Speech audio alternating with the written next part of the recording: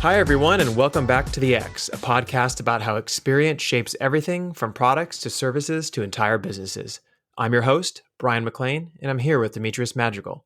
Today, we're going to talk about the news media industry and how consumers got stuck in the middle of this battle between free and paid content and what the future looks like for this space. How you doing, D? Good morning. Hey man, how's it going? Going pretty well. Chugging along here. What are we on, like week 16 of this pandemic? Almost halfway through.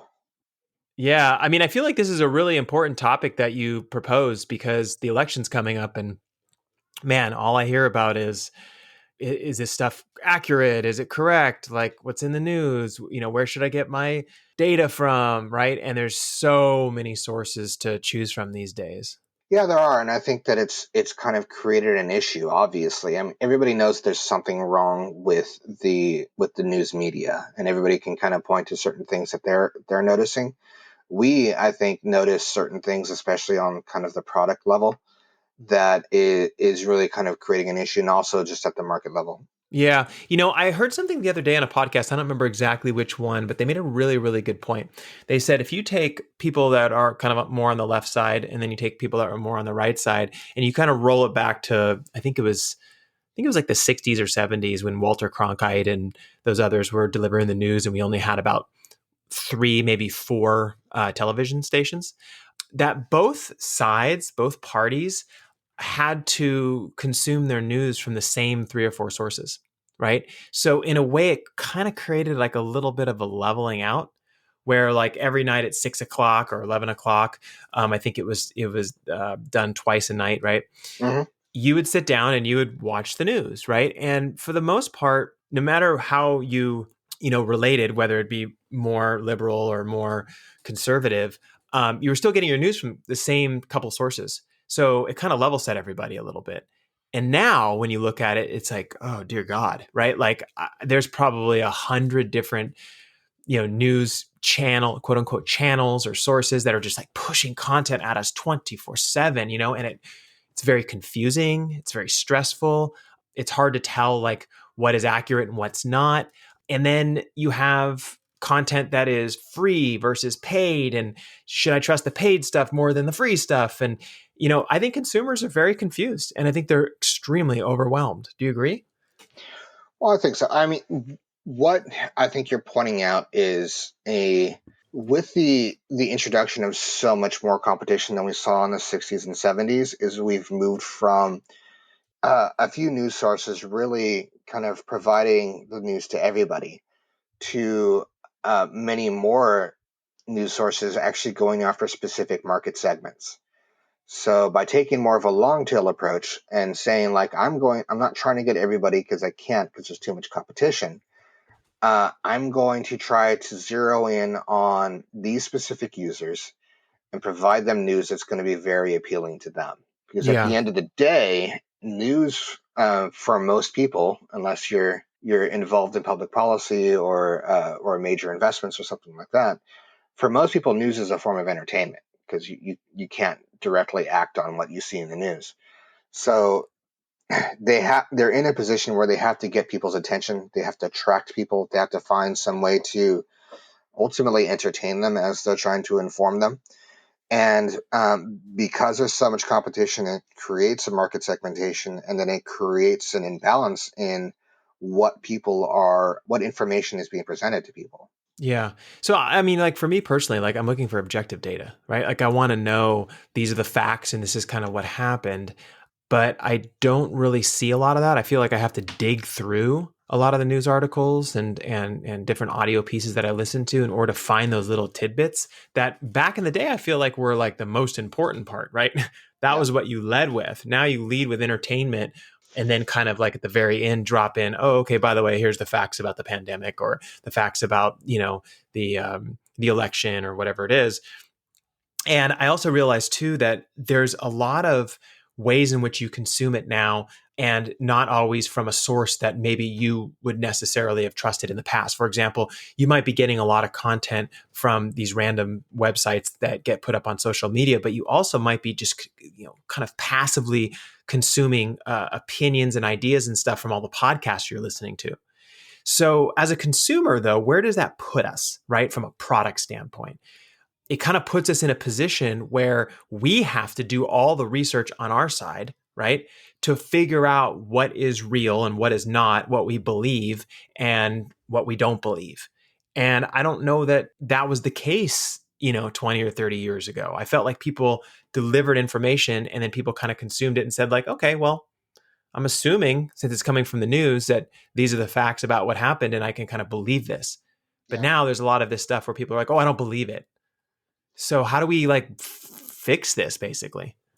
Well, first we have to understand the problem. And part of that is if you think about if you are a news agency and you're trying to compete against other people in order to get consumers, readers, viewers, one of the first things we know is that you have to differentiate first. So if you're just providing facts, if you're providing objective information, that's kind of like just providing up raw material. It's very difficult and almost impossible to differentiate from your competitors if you're just providing objective facts. So that's where we get into the situation where we now have a bunch of opinion and bias coloring these facts because that's the only way that they can really provide some differentiation between their competitors. So people might go to MSNBC so they can hear these facts presented in a certain light, or people might go to Fox News to hear those same facts presented in the other light. And ultimately, for a lot of users, they might be interested in seeing how people are receiving their information differently. But for the most part, are actively seeking out a validation of their previously held biases, and that's kind of what the news is designed to do at this point. Yeah. So there's been this conversation though consistently about like challenging those biases, Mm-hmm. right? Like you hear this all the time about like, that we're stuck in our own little bubble, our own little circle or whatever it is. I don't necessarily know that people who feel a certain way about certain things necessarily want to be challenged, but I think that the conversation right now is that they should be challenged and that it's the job of the distributor, or let's say it's the tech company that's distributing the news that's been created, right, to ensure that they're giving you other options and other things to read or other things to look at in order to pull you out of that bias and have you think, in possibly a different way. But I don't know that consumers necessarily want that, right? Like most of the people I know who, despise Fox News and don't really, like it because they feel like they're kind of bending the facts all the time.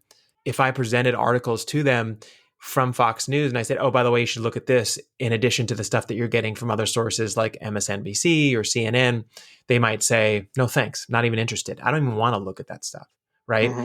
So is that how it's always been? Or is that a new phenomenon that's happening because of social media and because of all the options that are presented to us at this time? Well, I think so. If you go back in history, we all remember, or we either remember or we remember being told about a time in the 50s, 60s, 70s, maybe, where the news was this very objective Walter Cronkite style, like dispassionate, kind of dry. Here are the facts, and everybody would kind of gather essentially remotely and all hear the same newscast, and it was kind of the shared experience for the country. And because we're all getting the same information, we had this shared playing field or this shared basis on which to form our opinions. So everybody could agree on what the facts were.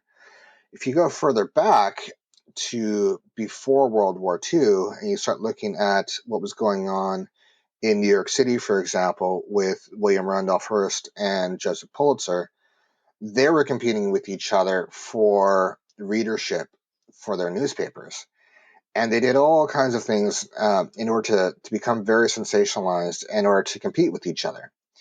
And if you, at the same time, outside of New York, if you looked at a place where there wasn't competition, it was much more of that kind of very objective Walter Cronkite style of reporting. But once you had that competition, which is now being replicated kind of ad nauseum on the internet, because anybody with a website and a typewriter or a keyboard can have their own news site or opinion site that they present as news. But back in back when it was Pulitzer and Hearst, we saw it was less political, but it was very sensationalized, and they would actually hire reporters who acted as detectives who would try to solve crimes before the police could, so they can be guaranteed the scoop. It wasn't until after the fairness doctrine that was implemented, and we started seeing TV news where there was only a few channels and less competition as a function of the infrastructure, that things got very objective, and that became the standard. See, that's really interesting. Yeah, I think most people forget about all that stuff, or maybe haven't had the opportunity to kind of review the history of it to realize that this stuff was going on a long time ago, and it's just happening now in a more amplified way, right? Because I mean, with social media, I mean, gosh, you could get so many posts dropped in on a regular basis, and you may not even be reading the articles, but you're just glancing at those titles, and it starts to change your perception, right? Because you're observing something and kind of like absorbing it, but you're not fully maybe like objectively reviewing it. And I think just that, just the titles and the kind of clickbaity approach is kind of shifting people's perceptions and making them feel, anxious, making them feel like they don't know really what's going on, or they have to now spend a whole ton of time doing research when, maybe those articles were presented as a way of, persuading you one way or the other. So I don't know what the right approach is to kind of solving this problem, because I call it a problem because pretty much everyone, as a researcher, pretty much everyone that I have interviewed or talked to has said they feel quote unquote overwhelmed. They don't necessarily know what is right and what's not, or I'm sorry, what's factual and not factual, and what are the best sources for them to to look at in order to objectively understand what's going on so they can kind of move on with their life. You know what I mean? Yeah, well, the challenge is, and I don't want to pile up too much on the social networks because ultimately they are providing a platform, and it's one of the things I think happened is that the news agencies, they responded to the technology changes way too slowly, and they got behind the eight ball, and they reacted. Instead, they were more reactionary than proactive, and Yeah. they had to move quickly when they were losing money, and they got desperate. And that's kind of how we ended up with this kind of clickbaity stuff, because they were looking at, all right, we're in danger of going under, so we're going to do whatever we possibly can to try to make this change in the 11th hour and survive. And that's what they did. So as far as fixing it, I think one of the biggest challenges there is that there is not an economic incentive for them to fix it, for the news organizations really to fix it. It's been demonstrated repeatedly that it is in their economic interest to continue doing what they're doing. And until there is I think rule of thumb for both you and I, what we've noticed is that if there's an economic incentive for something to happen, it will happen. If there is not, then it will tend not to happen. And people But will they're talk not about it, doing that well though. They're not doing that well though. Like I feel like every day I'm constantly hearing, X news organization is laying off, 2% of their staff, or this yeah. organization is laying off 10% of their staff. So I feel like they're not thriving. They're But basically yeah, surviving. well, the data is showing though that this is the way to survive, and there it has not been a fully established model for how to thrive. I mean, you look back a few years ago, and Fox News was the most profitable, highest revenue news agency, and Yeah. that's why everybody started copying them. CNN and MSNBC started going after their own slice of the market, very Uh-huh. left leaning news as opposed to the right leaning news. And you had Breitbart step in and try to take even further right leaning viewers from Fox News. Hmm. And the market's just being carved up. And until somebody can provide a really good model of that surpasses what's being available now, or the government steps in and provides some regulation, there's there's not really a great way in order to fix this. Yeah. Well, I mean, if you look at it, like let's take a different example. For example, let's say when Yahoo was around and Google was just starting out, right? The old Yahoo page, right? You land on it, and there were so many ads and so many like clickbaity, flashy buttons and things all over it. You could barely even find the search bar, right? Then Google shows up and says, well, I think our search is better, but we're not going to take this approach of like putting ads all over our page. We're just going to get rid of all of it. And we're just going to put the search bar right in the center, and you just click in it, and then you click search and you find what you're looking for, right? I feel like we're at that point right now where the news sites look like Yahoo did in, whatever it was, 99 or Oh, 2001 or whatever, they right? look terrible. Terrible, right? I mean, like the other day I was reading an actual like really important news article, and it kept saying, stuff like, if you have ED and like all I mean, there was just the weird ads that surrounded it. I remember thinking to myself like, wow, they allow this type of advertising on their site, right? It Yeah, just it's it shocking. just it's shocking. It makes it look like it cheapens the experience basically, right? Hmm. So I think there might be a tipping point. I don't know what it is. I don't have the full answer yet, but like where they can move from looking like Yahoo did in 2001 with stuff all over their site to just providing pure news and not having all these weird clickbaity, flashy little banners everywhere and stuff, and get to the other side. I have ideas, but I don't necessarily know how it's going to unfold right now because I feel like everybody is basically tripping over their own feet just trying to get content out in this crazy time, between elections and Hmm. pandemics and everything. But at some point, they're going to have to take a pause or unfortunately downsize or something like that and kind of reform how they're approaching this from a user experience perspective because consumers are going to get tired of it.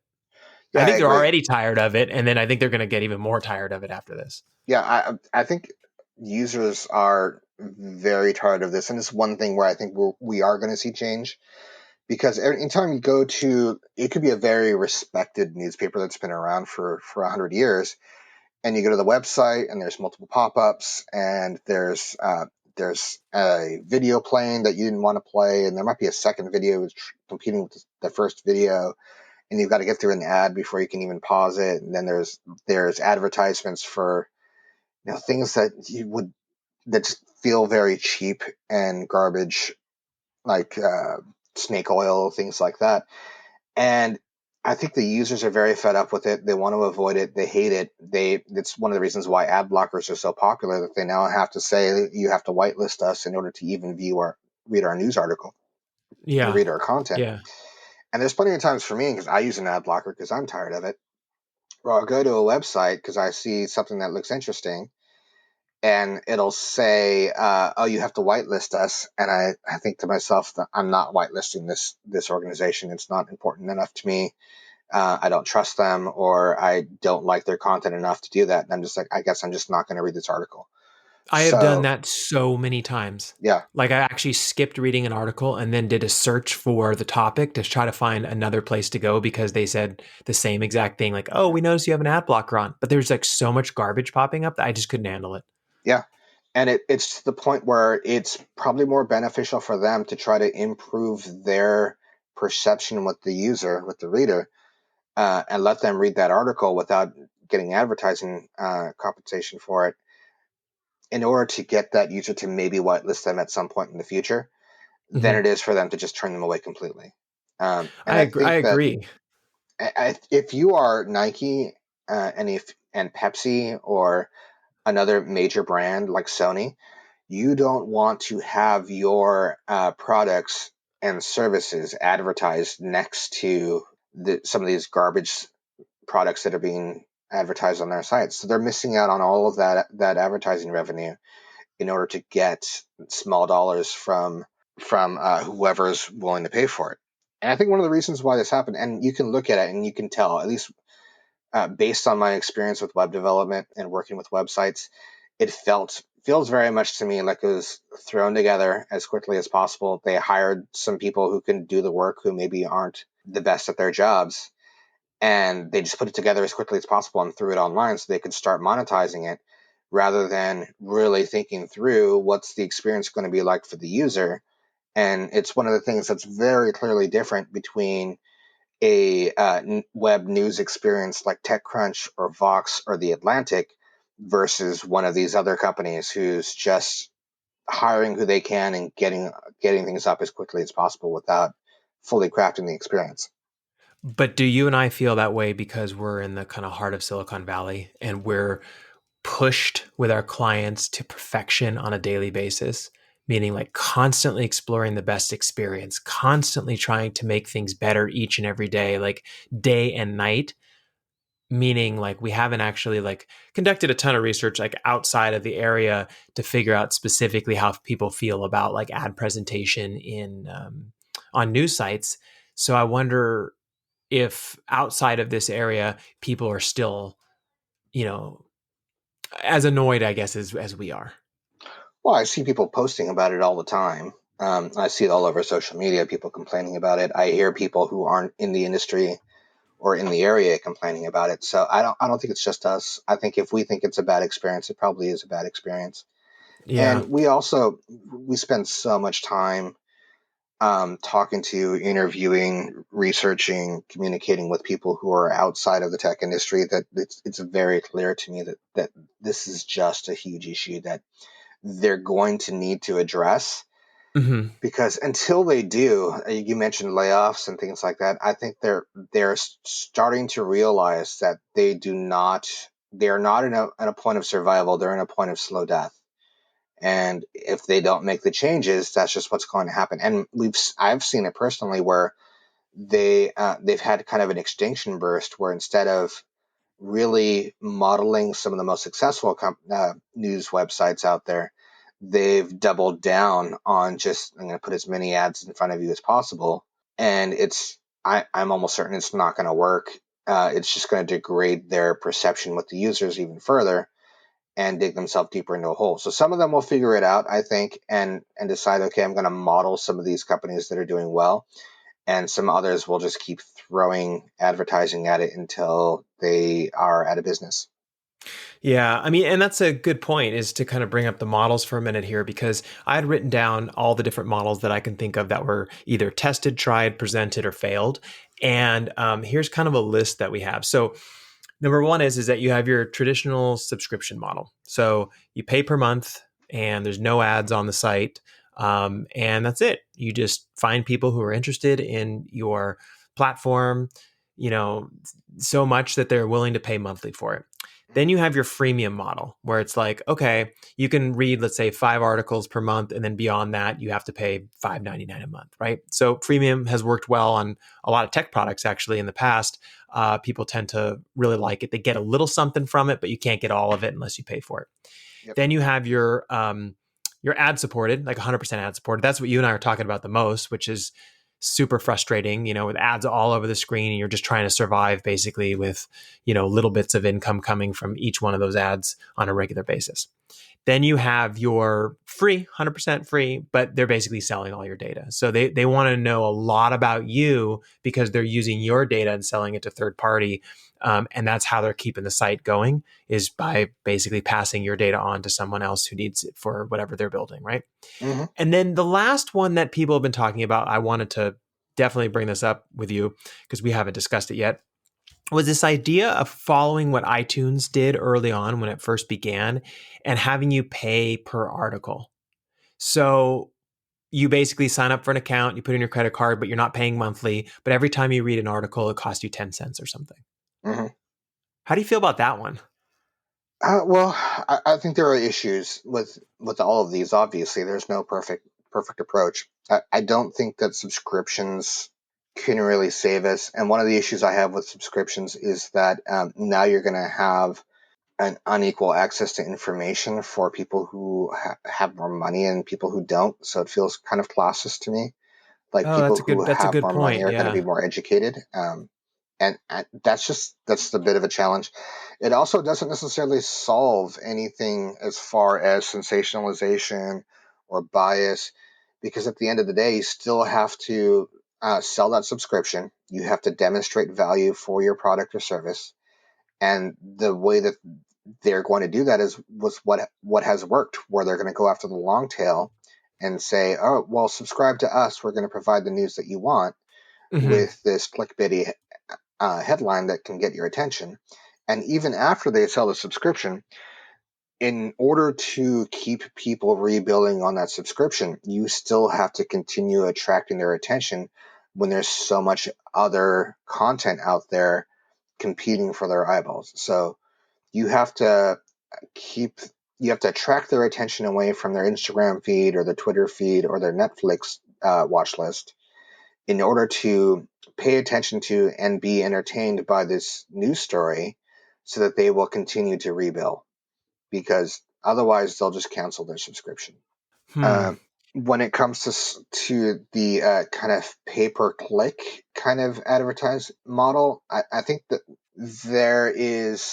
there's all a lot of the issues that we saw with subscription, but there's also kind of a billing mechanism issue from a user experience perspective where now you have to either have some kind of gatekeeper aggregator that's going to be billing, basically a marketplace like Apple News or something like that is responsible, that is trusted, that's responsible for billing for that view, and then they have to fight over dividing that, or it's going to favor brands, news brands that are trusted. Because if it's some some news source that I've either never heard of or I dislike for whatever reason, say that I'm very liberal and I don't want to provide more revenue to Fox News, or vice versa. If I'm very conservative, I don't want to provide more revenue to MSNBC, then that is going to drive people much more into their camps and their tribes and their corners, and provide less availability of information across the line. It's a challenging business model basically to work out. I mean, it almost comes to the point where you go, you know how the government sometimes will, issue funds to certain segments where they say like, oh, every year the arts get this much money and it gets dispersed out or whatever and that kind of stuff. I almost wonder if they're going to have to do something like that in the future where like all these different news organizations will get a general level of funding, from the government or something like that, just to ensure that they all stay relevant, right? Because you Yeah, don't want to only have one or two camps and then people can't access very basic, factual information about the things that are going on in this country and in and around the world, right? Like you hmm have to have that basic level of um, content for everybody to kind of level set, right? So how are they going to go about doing that? I don't know, but like it's an interesting kind of thought experiment. Well, I think it's one of the reasons why it's so important that NPR continues to have their platform and their voice, because they are one of the only ones that are unaffected by this economic incentive in order to become very, very biased and very sensationalized. Hmm. And some international news, I think, has actually done a great job in providing that kind of objective sourcing of material. So, like BBC, for example, where they don't necessarily have a dog in this fight when it Yeah. comes to conservative versus liberal or even sensationalism as much. So they can just report the facts because their readers, their primary market is not invested. They are Yeah. not biased towards what's going on in the U.S.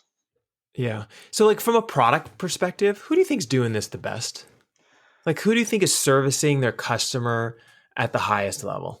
Well, some of the ones that I really like as far as the presentation of the information, I think TechCrunch does a great job. I think Vox does a great job, where there is advertising, but they don't seem to be. It doesn't smell like desperation every time a page loads. Right? It's the product up first, Yeah. advertising is secondary, which is what it always needs to be. Your product needs to be the most important thing on there, because the first thing that you are advertising is yourself.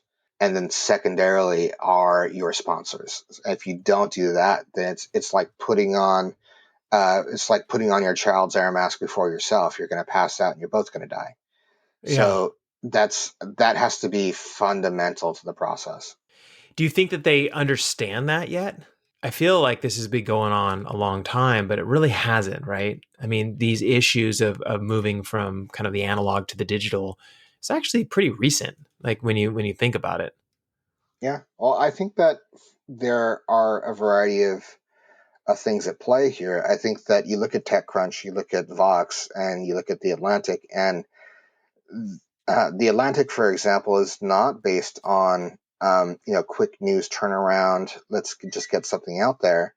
It's much more long form, more contemplative, more deep thought kind of material. So that's feels like it's their approach to their website. They make it feel that way, Uh-huh. because that's their approach to things, and maybe that's the same approach they took to kind of their development was more long form rather than just Yeah. throwing things together. It's true, and I think we've proven, especially with podcasts as well, is that people are okay with long form. You look at Joe Rogan's podcast and Mark Maron and Whitney Cummings, just whoever it is, whether it be a comedian or someone who's trying to deliver, you know, um, facts or whatever information about topics out there and stuff. They'll sit down for 1 hour, 2 hours, 3 hours, sometimes even 4 hours, and people are listening, right? So Yeah. I think there's room for all types. But I want to kind of wrap up here with our predictions for the future because I had written some things down that, based on my research, that I think are going to happen, and I want to share those with you, and then kind of see if you agree or disagree with me. So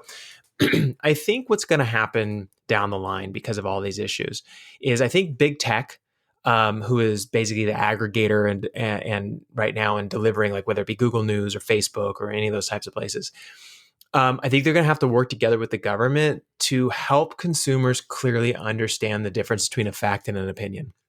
It may seem simple when you think about it, but I don't think it's that simple. And I think that's the reason why the FDA is very, firm about ensuring that, food and drugs are labeled properly and people understand, this is what you can do, this is what you can't do in order to keep people safe, right?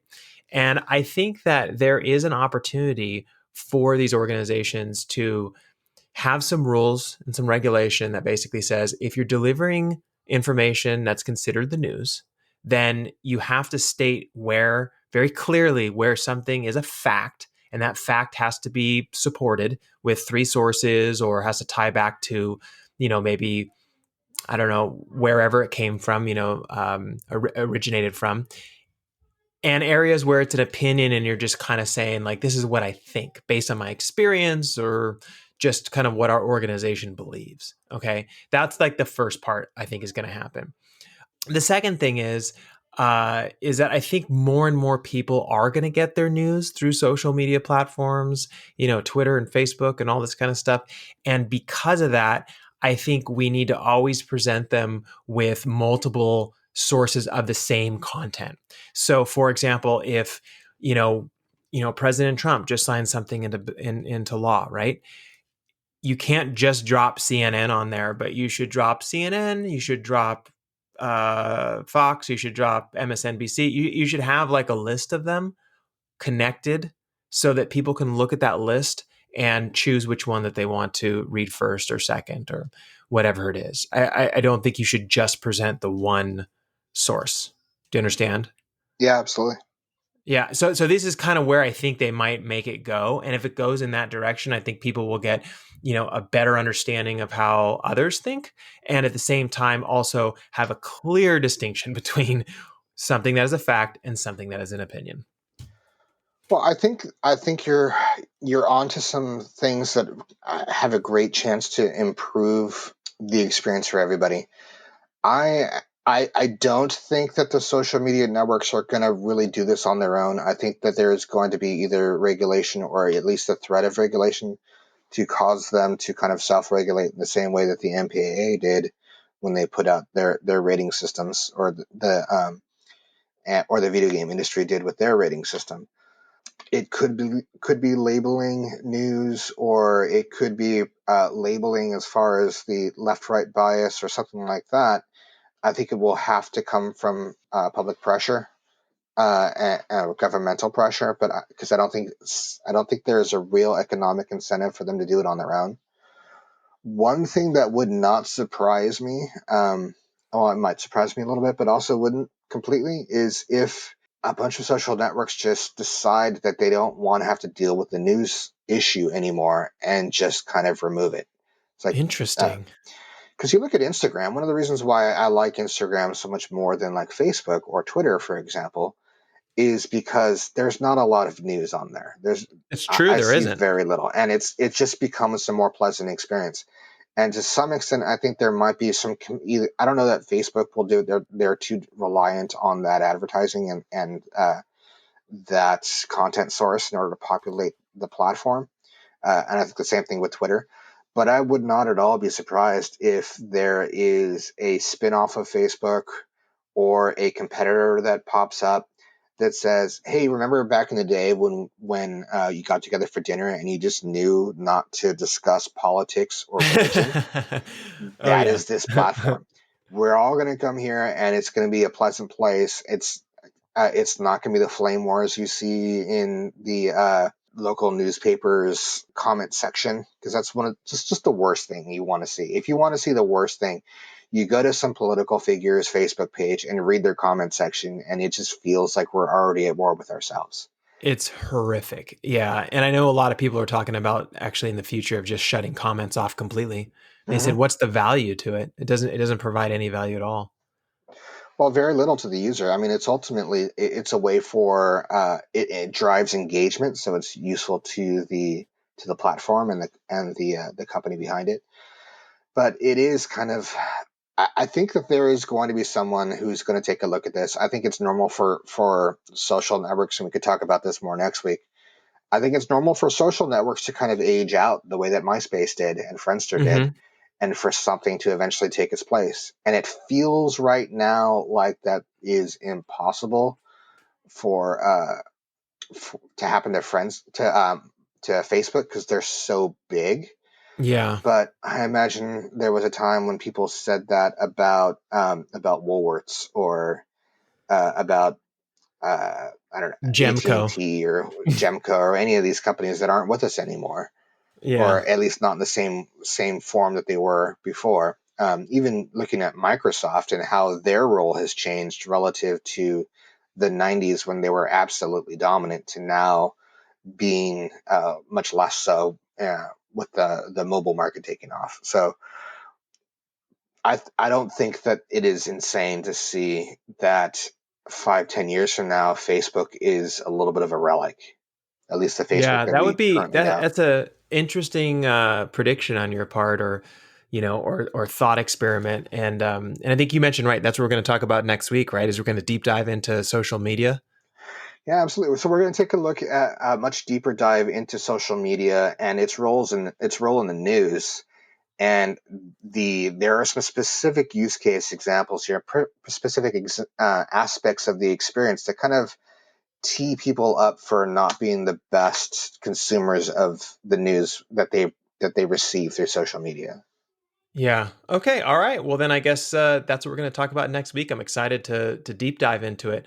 All right, everyone. Well, thanks so much, and we will see you next week. Bye.